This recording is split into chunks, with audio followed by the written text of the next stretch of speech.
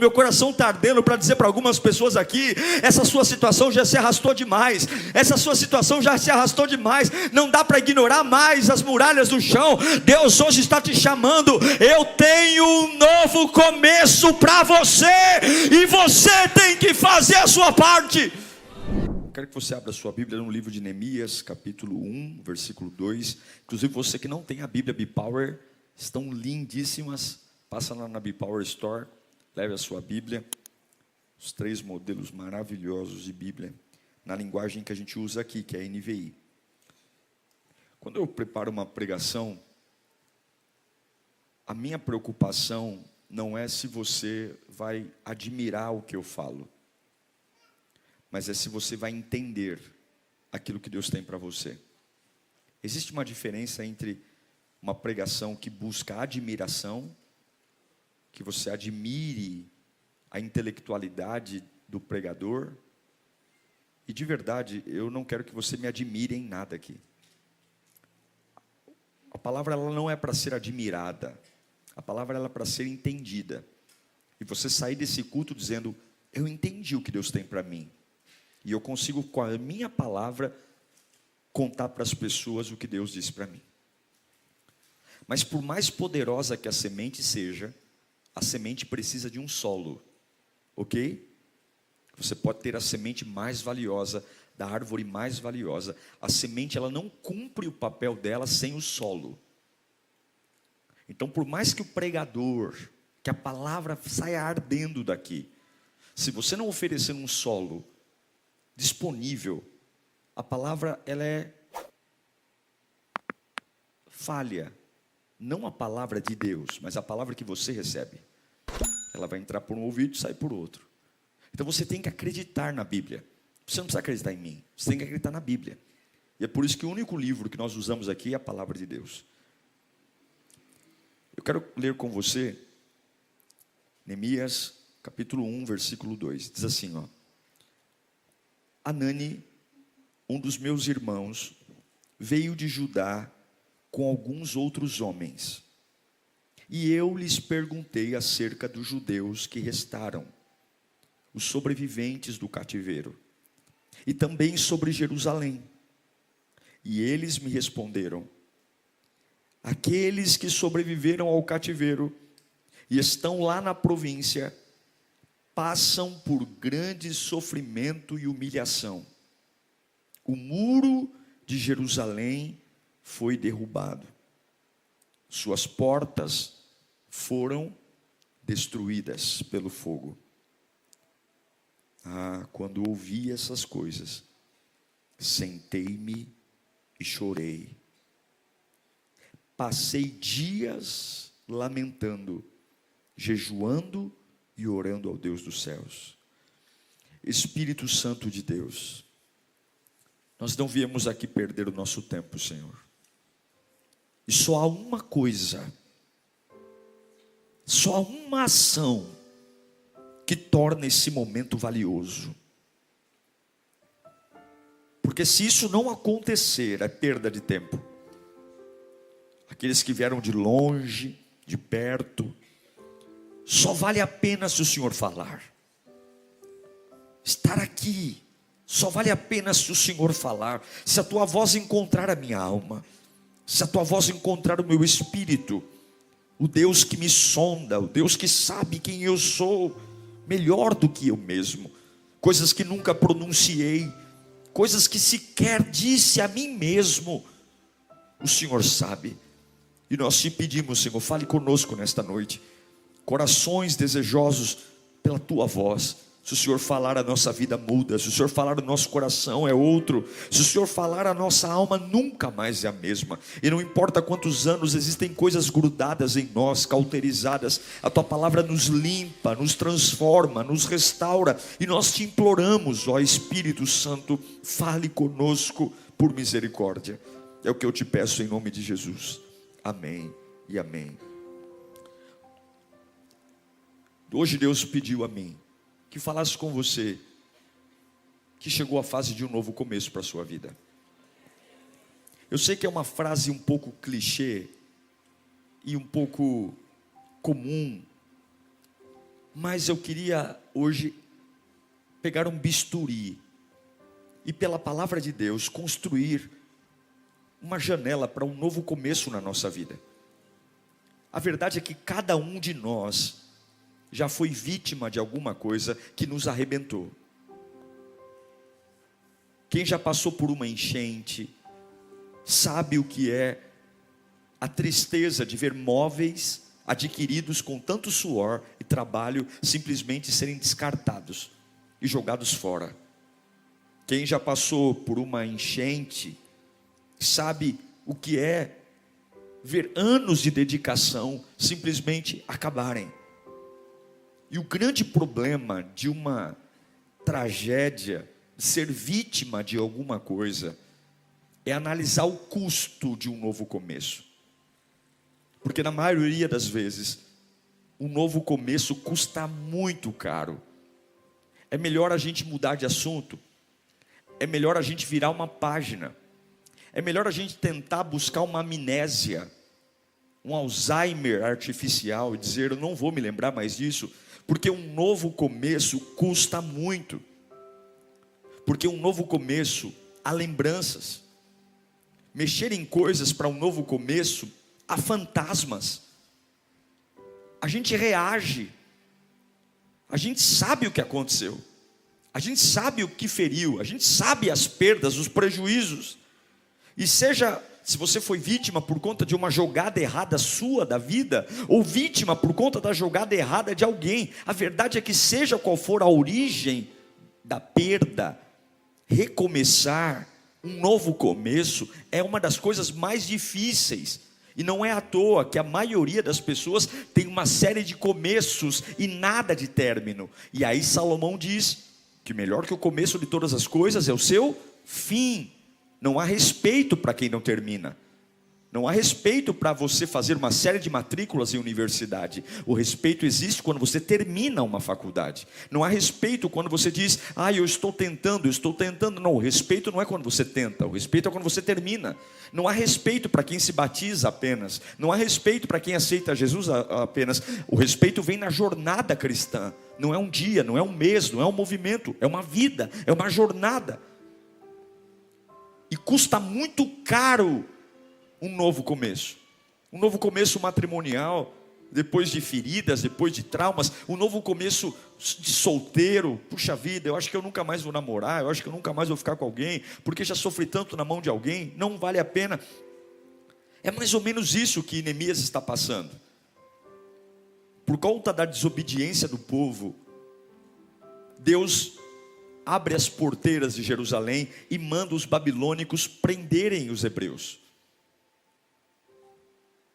Deus usa o inimigo algumas vezes para ser agente de justiça e agente de disciplina. Vocês não querem me servir? Então vão ser escravos. Os babilônicos entram em Jerusalém. Deus havia, através do profeta Daniel, dado uma profecia de 70 anos de cativeiro. Eles passam os 70 anos de cativeiro e agora Deus está levantando homens para tentar resgatar a Jerusalém. A Jerusalém que por conta do seu próprio pecado foi devastada, dilacerada.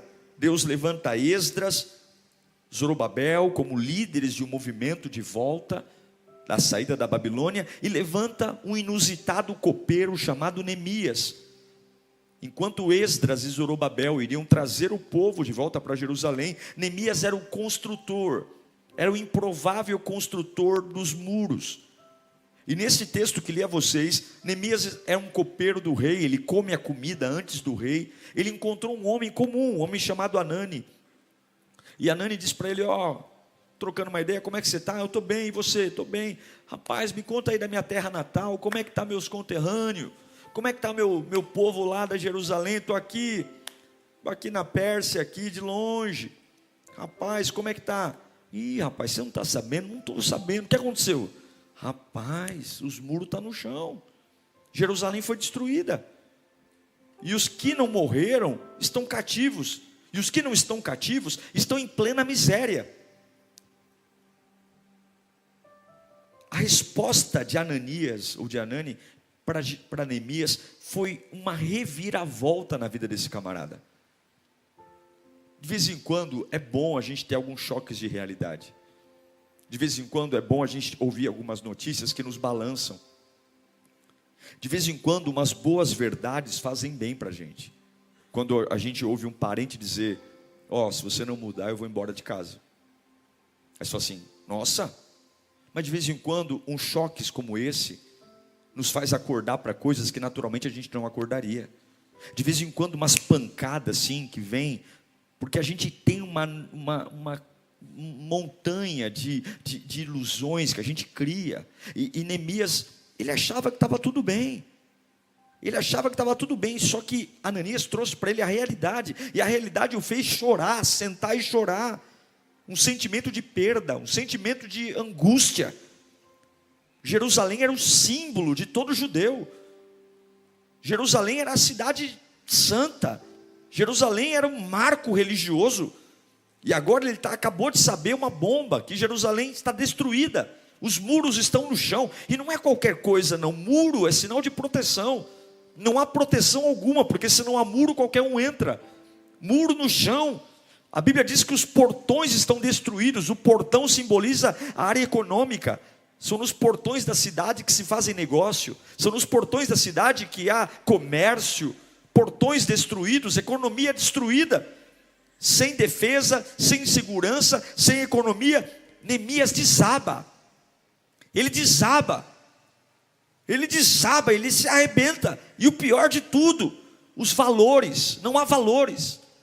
É um povo escravo, que está escravo há 150 anos, vendo muros no chão. Quanto mais tempo a cadeia, a prisão, a escravidão permeia na nossa vida, mais a nossa cabeça fica doente.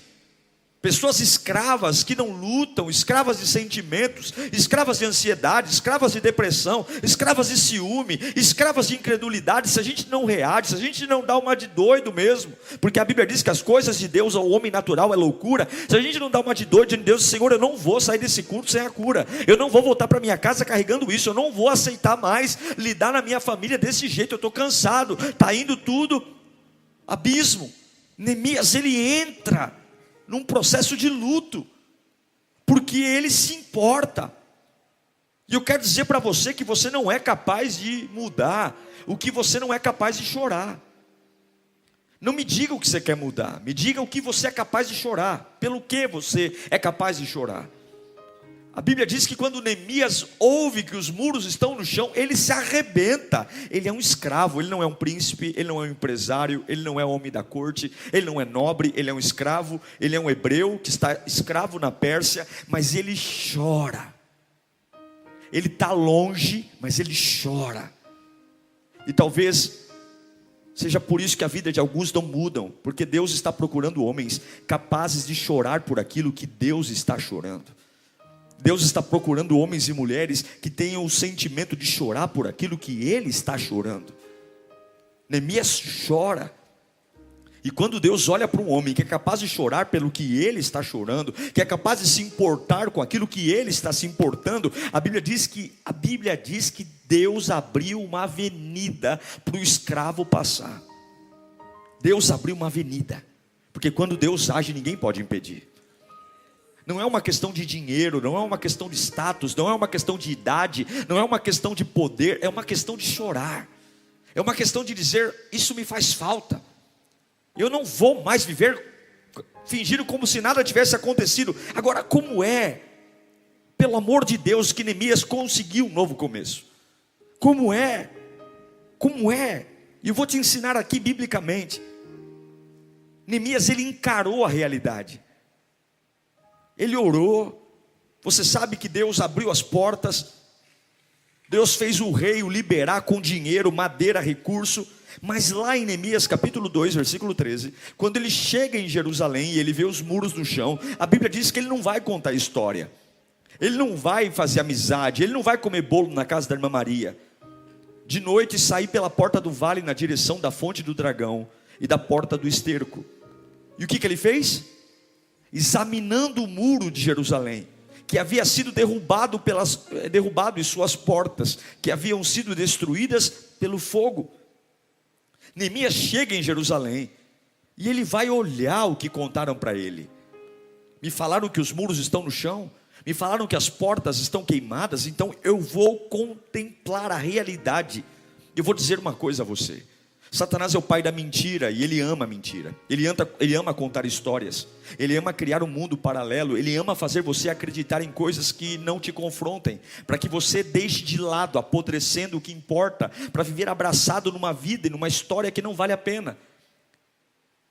Mas tem horas que é bom olhar para a ruína, tem horas que é bom olhar para aquilo que se quebrou, tem hora que temos que ter frieza de olhar para muros no chão e dizer: é assim, esse é o raio-x da minha vida, esse é o raio-x da minha história.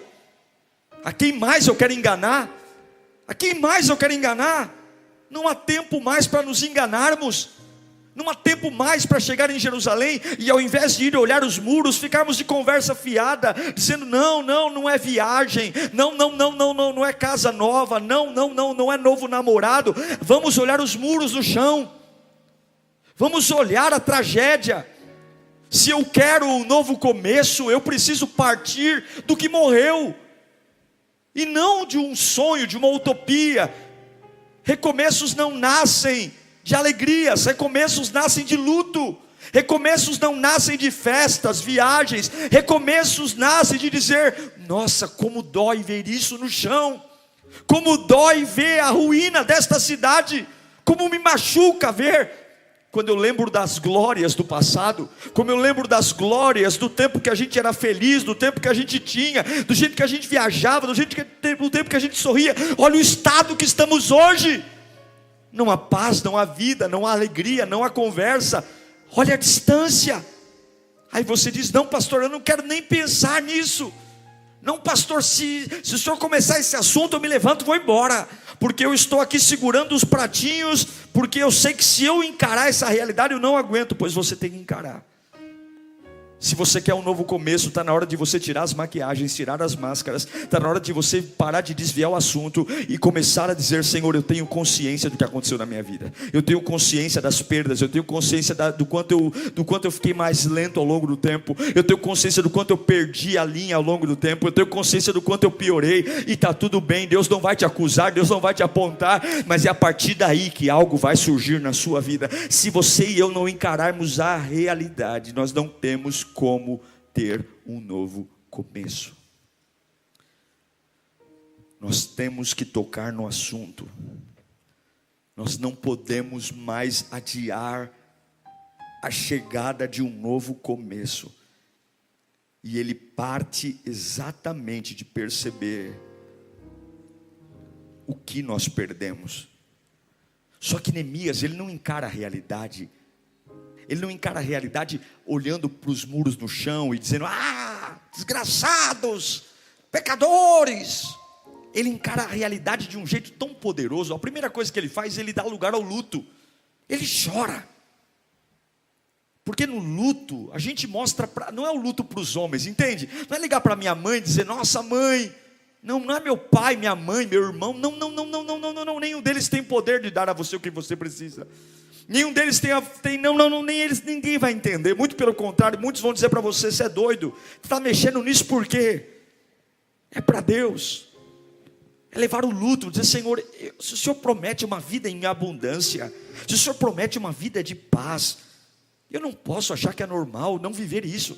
Se o Senhor promete uma paz que excede o entendimento, não é possível. Eu preciso dizer para o Senhor que eu não estou bem. Eu não estou bem. E você não precisa estar bem o dia inteiro. Você não precisa só abobado sorrir o dia todo. Só gente que tem um parafuso a menos. Porque crente chora. A Bíblia diz que tem 12 horas para chorar. O choro dura uma noite. A alegria vem pela... Deus já deixou reservado 12 horas de estoque no armário. Se precisar chorar, você tem 12 horas lá para você chorar sem nenhum tipo de constrangimento. Mas passou as 12 horas, você murcha a barriga, estufa o peito e vai viver. Por quê? Porque você tem que dizer para o Senhor o quanto faz falta. Neemias vai encarar de uma forma, dizendo: Senhor, eu preciso mudar isso. E como é que ele leva o luto ao Senhor? Oração e jejum. Porque no jejum e na oração você foca em Deus. No jejum e na oração você foca. E ali Neemias estabelece estratégias. E você tem que, depois de encarar a realidade, ter estratégias. A primeira delas é: o que eu posso fazer? Pastor, eu preciso de um novo começo da minha vida, meu ministério, meu trabalho, minha vida. O que você pode fazer? Muitas coisas Neemias não podia, mas muitas coisas ele podia. Ele podia orar, ele podia assumir um compromisso com Deus, ele poderia falar com o rei como falou, ele poderia se consagrar, ele poderia fazer planos. Ele fez a parte dele. Neemias, ele não podia mudar o coração do rei. Ele é um escravo, mas ele poderia falar com o rei. No dia que ele entra para servir o rei triste, e essa é a importância de você ter maturidade espiritual, porque se Neemias oscilasse no seu temperamento, o rei ia falar: é mais um dia que o Neemias não está legal. Mas Neemias era um homem constante. Escute aqui, ó. Quando for para você ficar triste, fique triste por algo que vale a pena. Quando for para você chorar, chore por algo relevante. Quando for para você desanimar, desanima por algo que você não tenha vergonha depois de contar para as pessoas do porquê você desanimou. Neemias era um homem constante. Quando ele chorou na presença do rei, foi a primeira vez que ele chorou, e ele aprendeu a chorar por algo que valia a pena. E o rei disse: o que aconteceu com você? Ele chamou a atenção do rei. Mas quando nós fazemos o que podemos, você não pode ser um marido melhor, você não pode ser uma esposa melhor, no meio desse nada, você não pode ser um filho melhor, você não pode ser um profissional melhor, você não pode. Mas pastor, é muito grave o que aconteceu. Mas pastor, mas você não pode fazer alguma coisa? Você não pode se levantar hoje e dizer: não, eu vou arrumar, eu vou fazer. Tem coisas que eu vislumbro que só Deus pode fazer. Tocar no coração dos homens, só Deus. Mas eu não posso criar um caminho, eu não posso criar uma estratégia para que Deus faça alguma coisa. Você não pode jogar a toalha, você não pode. Porque não há respeito para quem não termina, não há. E eu sei que Deus tem um chamado para você. Escuta aqui, Deus tem um chamado para você. Não fuja dele, não fuja, é com você. Não adianta ficar orando para Deus levantar outro. Essa cruz é sua, essa missão é sua. Você está disfarçando aí, dizendo: não é comigo não, é com você sim.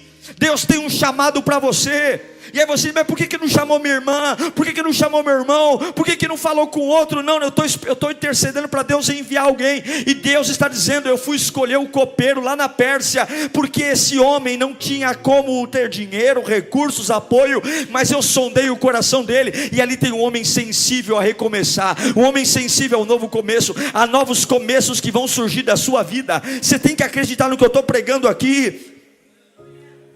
Faça a sua parte. E depois de fazer a sua parte, entregue a Deus o que só Deus pode fazer. Entregue a Deus, tem coisas que só Deus pode fazer. Neemias não podia conseguir recurso, Deus podia. E você não vê Neemias sofrendo por causa do recurso. Neemias não tinha como não ser capturado pelo caminho, ele é um escravo. Mas Deus o protegeu no caminho inteiro, da Pérsia a Jerusalém. Neemias, ele não tinha como encarar aquela situação. Ele não é ninguém, gente. Ele não sabe fazer massa de concreto, ele não é arquiteto, ele não é engenheiro, ele é um copeiro. Ele não saberia reconstruir os muros, mas Deus fez. Porque quando você encara a realidade e faz o que você pode, e entrega a Deus só o que Ele pode fazer, você vai viver milagres. Eu quero ler para você Neemias 2,17. Acompanha comigo. Então ele lhes disse, depois de chegar em Jerusalém: vejam a situação terrível que estamos. Jerusalém está em ruínas, as suas portas foram destruídas pelo fogo. Venham, vamos reconstruir os muros de Jerusalém, para que não fiquemos mais nessa situação humilhante. Vamos acabar com essa humilhação. Também lhes contei como Deus tinha sido bondoso comigo, e que o rei me tinha dito. E eles responderam: sim, vamos recomeçar a construção. E se encorajaram para esse bom projeto. Mas quando você decide ser alguém, alguém vai se levantar. Quando porém Sambalate o Oronita e Tobias, o oficial amonita, e Gésem, o árabe, souberam disso, o que fizeram? Zombaram de nós, desprezaram-nos, e perguntaram: o que vocês estão fazendo? Estão se rebelando contra o rei? E eu lhes respondi: o Deus dos céus fará que sejamos bem-sucedidos. Nós, os seus servos, começaremos a construção, a reconstrução, mas no que lhes diz respeito, vocês não têm parte nem direito legal sobre Jerusalém, e em sua história não há nada memorável que favoreça vocês. Escute, a vitória, um novo começo, tem uma relação direta com a sua reação. A minha reação, ela vira um desespero se eu encaro o problema como desastre.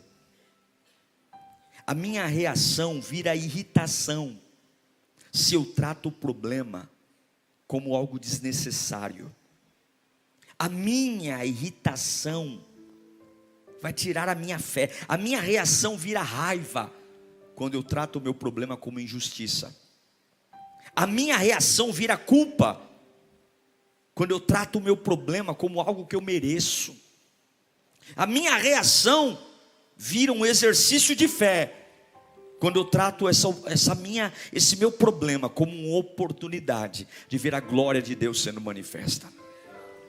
Eu quero que você entenda que quando Neemias ele reúne o povo para reconstruir, para recomeçar um novo começo, e talvez esse novo começo seja alguma área da sua vida que talvez você ninguém nem saiba, nem a pessoa perto de você saiba que você por dentro está destruído, porque a gente é muito bom para disfarçar. A gente põe a máscara número 7 e vai trabalhar, a gente põe a máscara número 8 e vai jantar com o marido, vai jantar com a esposa, a gente passa uma maquiagem, a gente está tudo bem. As pessoas, elas julgam a gente pela aparência.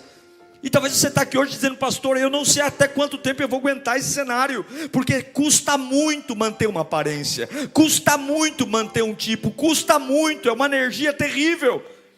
Mas você tem que entender qual é a sua reação.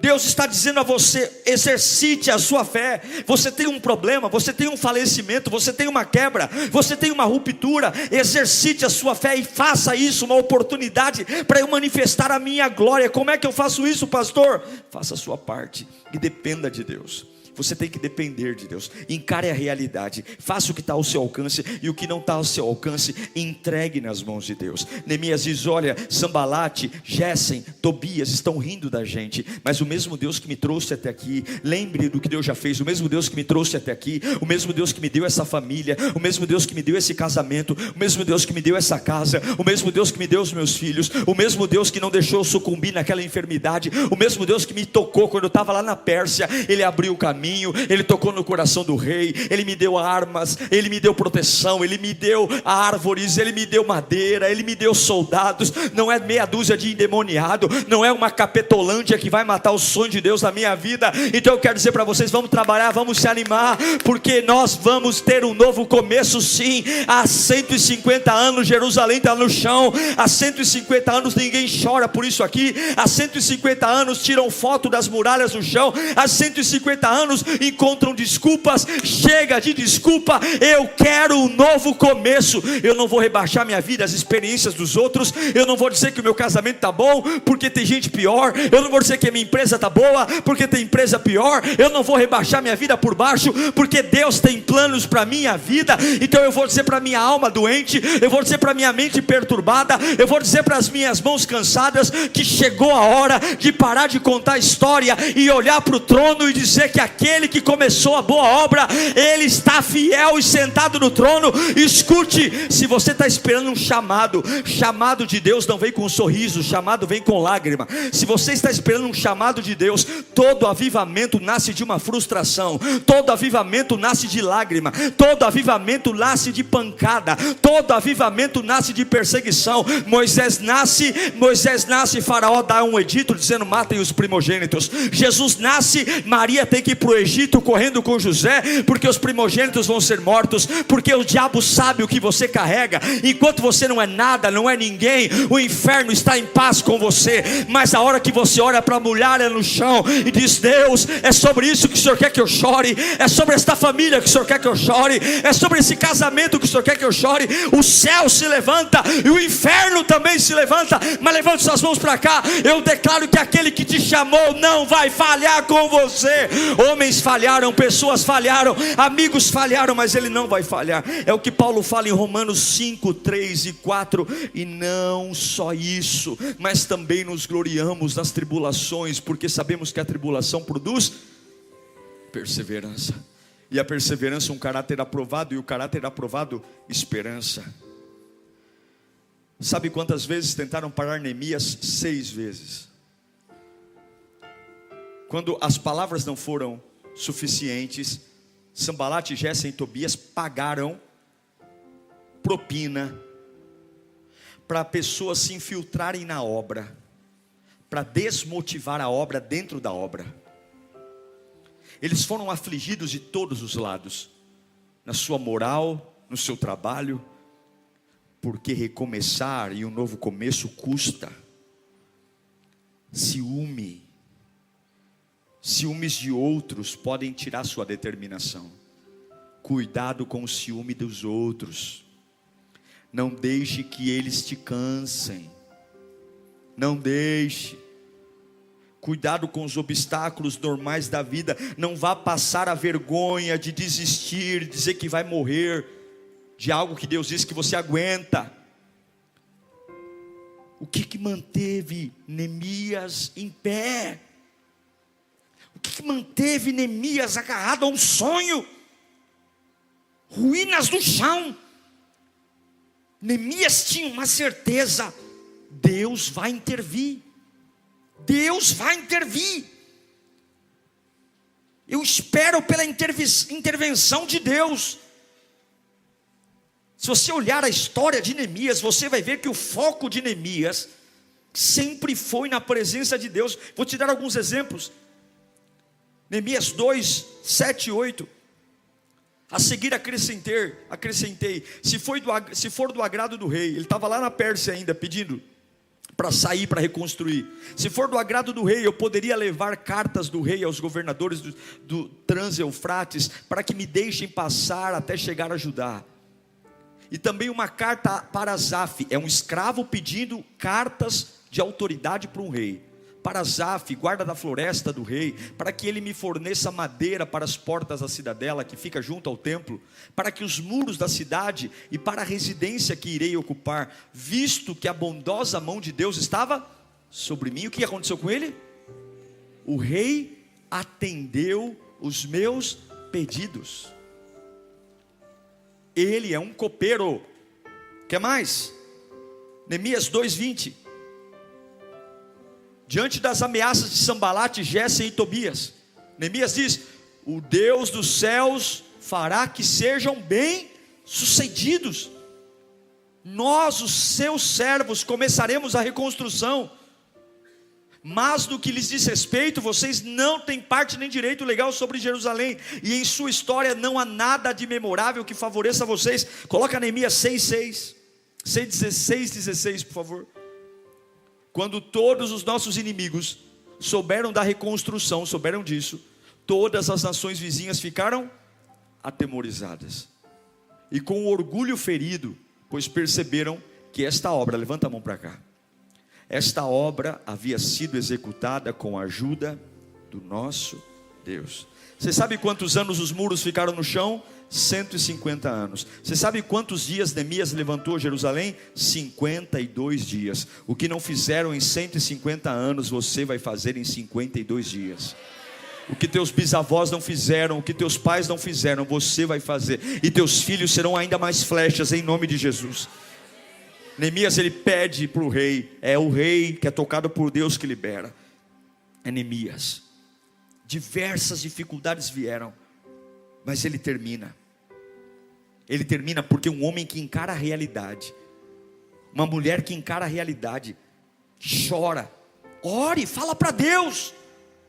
Diga para Deus o que falta, diga para Deus o que acabou. Pare de ficar rodeando, diga: meu, sou infeliz e acabou, é isso, pronto. Não fique encontrando adjetivo, é isso. Deus não se ofende. Deus procura corações sinceros e não corações hipócritas. Eu não estou falando para você postar na rede social, eu não estou falando para você fazer uma reunião de família, eu estou falando para você fechar os olhos e falar com Ele. Deus, como é que está a minha alma? Deus, como é que está meu casamento, minha família? Está aqui, eu preciso chorar por isso, porque a bomba vai estourar, a qualquer dia vai estourar. Não está legal, eu não estou legal, não estou bem. Mas eu não estou falando isso, Senhor, porque eu quero desistir, não. Eu não estou falando isso, Senhor, porque eu quero jogar tudo para o alto, não. Eu estou falando isso porque eu sei que o Senhor pode.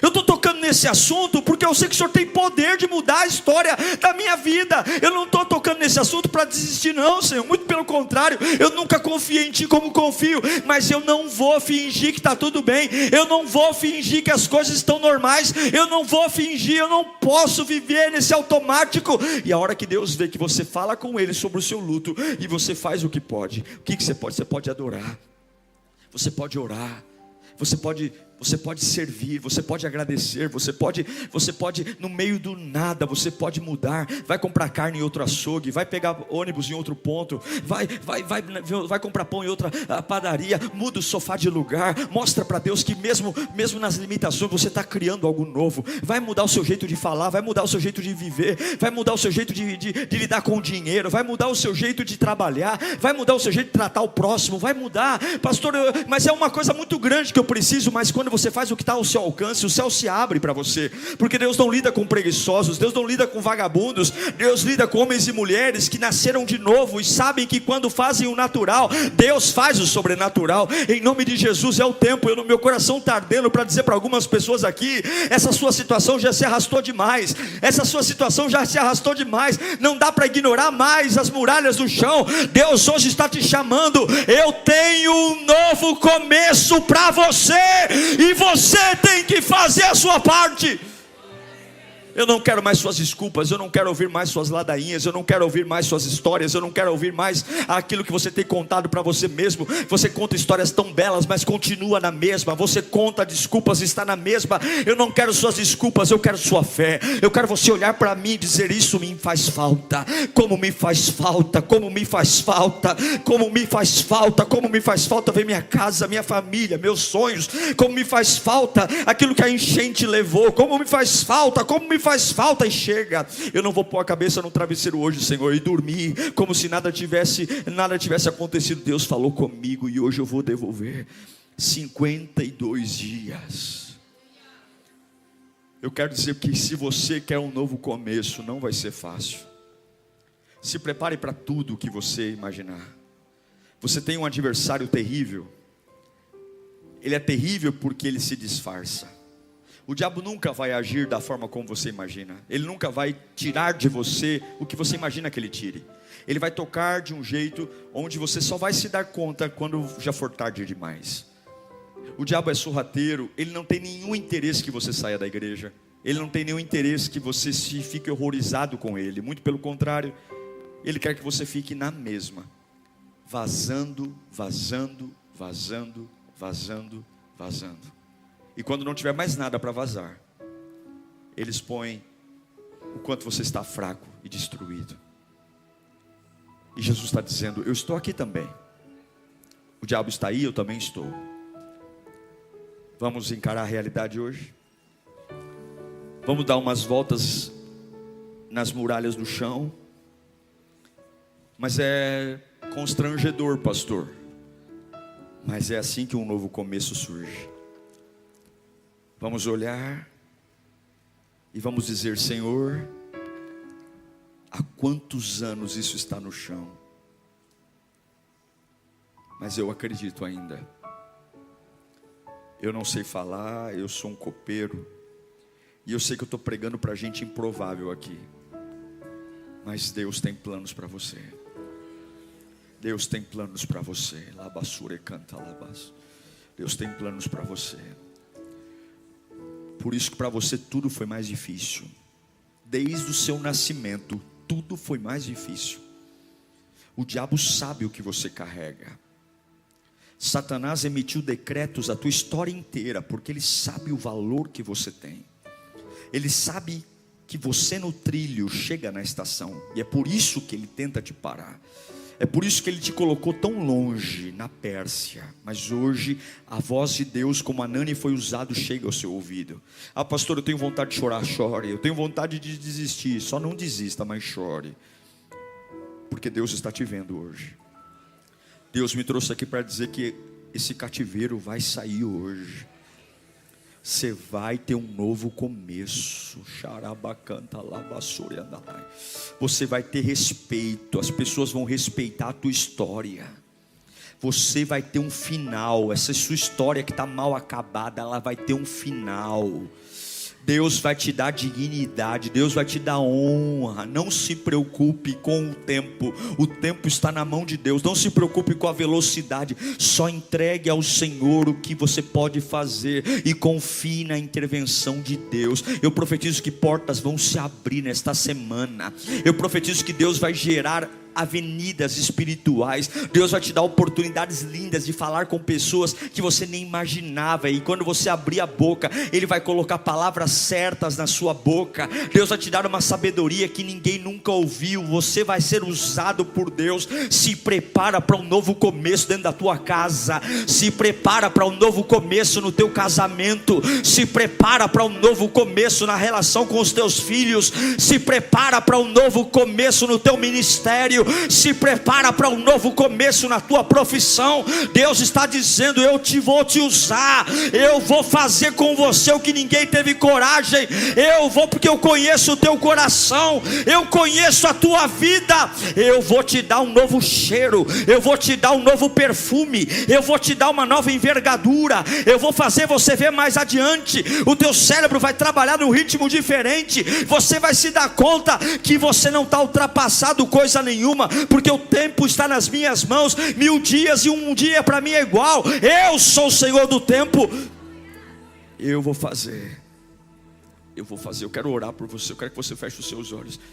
Se você precisa de um novo começo em alguma área da sua vida, você não está nesse culto por acaso, não. Tudo cooperou para você não estar aqui. E Jesus está dizendo: você veio, fui eu que te trouxe. Foi eu que te trouxe, não foi você que veio, fui eu que te trouxe. Essa mensagem não é para quem não veio, essa mensagem é para quem está aqui, para quem está online. E Deus está dizendo: eu estou levando notícias até você. Você está ouvindo notícias que têm te feito chorar, mas não é para você cair em depressão, não é para você morrer de ansiedade. Essas notícias é para você trazer o luto para mim. Você vai trazer o luto no meu altar.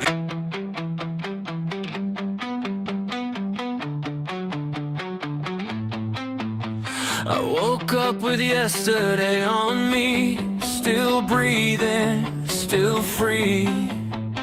Every crack remembers my name. I don't hide, I don't bleed.